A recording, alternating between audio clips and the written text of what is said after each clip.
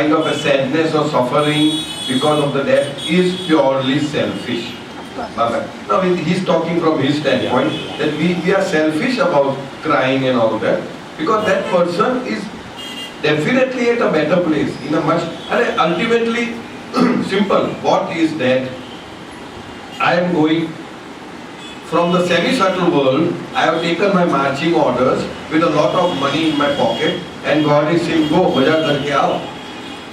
When I say money in my pocket, I mean the karmas, the samskaras. So I utilize all those samskaras, and the moment my money is over, fortunately we all have a return ticket. Everybody has a return So ticket. fortunately, unfortunately. No, fortunately, we have a return. Nobody comes with single ticket. It's a return ticket.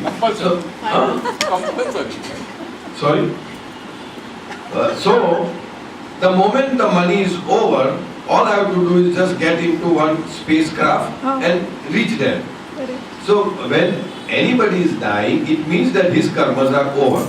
No matter what the excuse may be.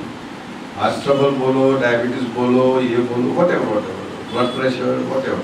That is all bahana, that is all an excuse. Because ultimately what matters is that your money in your pocket is now over. Now you sit in the space, the moment it is over, the spacecraft will come with a captain.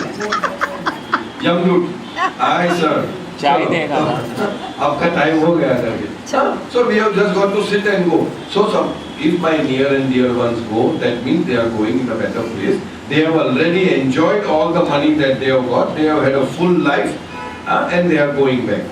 So I think you agree with what I am saying. So it gives us a way to transform our thinking process, isn't it? Absolutely. A different perspective. Yes. And that is what Baba says. Here, the words here is the only possible means is that spiritual change of heart. So in other words, spiritual change of heart means to have a spiritual perspective to everything that is happening in life. And if we have that, then by and large, I say by and large, we are not that affected.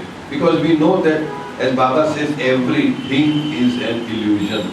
Everything has no astitva, no reality except God, which means except I, which means except you. The real I is nothing but God. Except that, everything else is an illusion. And although it has its relative importance in the domain of duality, the importance is there.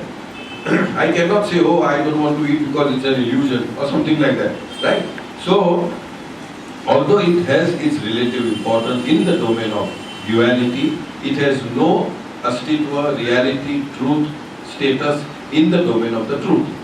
And therefore, once we have this priority set right in our mind and in our way of being in the world, then as I said, by and large, we are happy, we are comfortable, we are satisfied, we experience by and large a state of equanimity or equipoise and don't get affected or don't get triggered by the situation of the world.